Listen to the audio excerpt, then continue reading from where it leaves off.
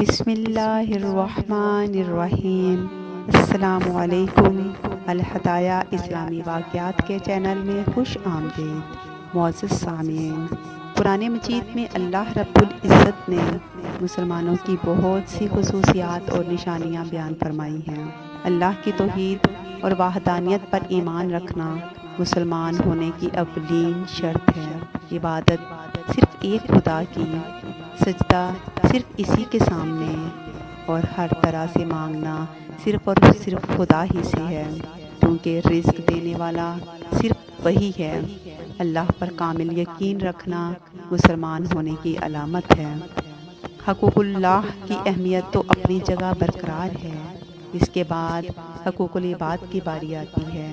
ہمارے پیارے نبی صلی اللہ علیہ وآلہ وسلم نے حقوق العباد کے بارے میں ارشاد فرمایا ہے کہ مسلمان وہ ہے جس کے ہاتھ اور زبان سے دوسرے مسلمان محفوظ ہوں۔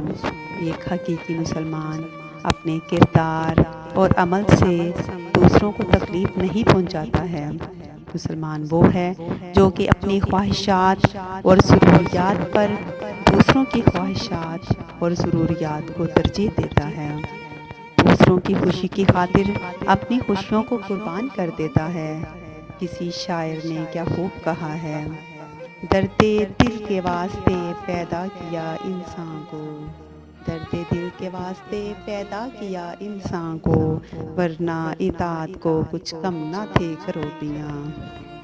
ہمیں ایک دوسرے کے دکھ درد کو سمجھنے کے لیے پیدا کیا گیا ہے، مگر یہ سب کہتے ہوئے مجھے کچھ عجیب سا محسوس ہو رہا ہے۔ مثالی مسلمان کیسا ہوتا ہے اور ہم کیسے ہیں؟ ہمارے معاشرے میں ایک فرد آنکھ کھولتے ہی کیسا نظام زندگی دیکھتا ہے، جہاں ہر طرف بے انصافی اور لاقانونیت کا دور دورہ ہے۔ اسلام کے نام پر یہ ملک حاصل کرنے والے نام نہاد لیڈر بھول گئے ہیں کہ اسلام ملک میں ایک ایسا نظام نافذ کرنے کا نام ہے جس کی بنیادیں توحید، ایمان، تقوی اور خوف خدا پر قائم ہوں، اور جس نظام کو محبت، الفت، احساس ذمہ داری، انصاف، ایمانداری اور ارکان اسلام سے مضبوط کیا گیا ہو، تو پھر ایسا ہوتا ہے ایک اسلامی جمہوری ملک جس کا خواب ہمارے قائدین نے دیکھا تھا۔ قہار یو غفار یو قدوس یو جبروت، یہ چار عناصر ہوں تو بنتا ہے مسلمان۔ معزز سامعین، ہم نے اس وطن کے ساتھ کیا کیا؟ ہم نے اس کے ساتھ ایسی بے انصافی کی ہے کہ صدیوں تک بھی ہم اس کا ازالہ نہیں کر سکتے۔ ہم اس وطن کے خاطر جان قربان کرنے والے شہیدوں کو بھول گئے۔ ہم ماؤں، بہنوں، بیٹیوں اور وطن کے بیٹوں کو بھول گئے۔ ہمیں آج اگر یاد ہے تو صرف اور صرف اپنا مفاد یاد ہے۔ بے حسی اپنی انتہا پر پہنچ چکی ہے۔ قائد اعظم سے کہا گیا تھا کہ آپ نے یہ وطن تو حاصل کر لیا ہے، مگر آپ کی جیب میں جو بھی سکے ہیں وہ کھوٹے ہیں۔ آج اگر میں اس مثال پر غور کروں تو یہ 100% سچ معلوم ہوتی ہے۔ ہمارے وطن عزیز کو جب بھی نقصان پہنچا، اپنوں کی وجہ سے پہنچا ہے۔ ہمارا دشمن جب ہم پر وار کرتا ہے تو یقیناً ہمیں تکلیف ہوتی ہے، مگر جو گھاؤ اپنے لگاتے ہیں ان کی تکلیف ناقابل بیان ہوتی ہے۔ دل کے پھپھولے جل اٹھے سینے کے داغ سے، دل کے پھپھولے جل اٹھے سینے کے داغ سے، اس گھر کو آگ لگ گئی گھر کے چراغ سے۔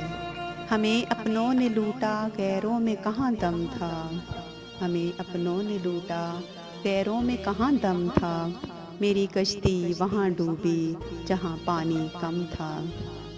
تاریخ گواہ ہے کہ اسلام کو کافروں سے زیادہ منافقین نے نقصان پہنچایا ہے، اور یہ دشمنوں سے شکست کھانے سے زیادہ تکلیف دہ بات ہے۔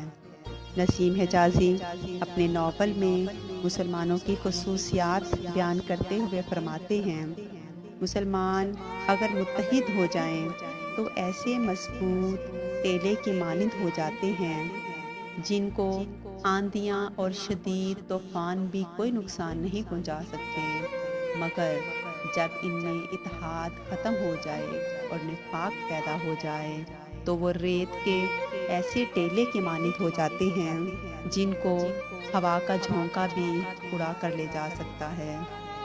آج ہم بھی ریت کے کسی ٹیلے کی مانند ہیں جو کبھی کسی ایک کے سامنے زمیں بوس ہوتے ہیں تو کبھی کسی دوسرے کے سامنے۔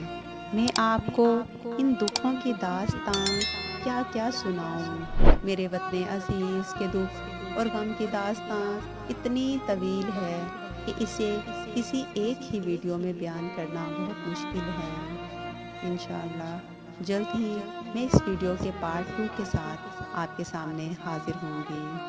اے اللہ ہمیں مضبوط ایمان عطا فرما، ہمیں راہ راست پر لے آ اور ہمیں صراط مستقیم پر چلنے کی توفیق عطا فرما اور ہمارے وطن پاک کی حفاظت فرما، ہمیں پکا اور سچا مسلمان بنا دے۔ آمین ثم آمین۔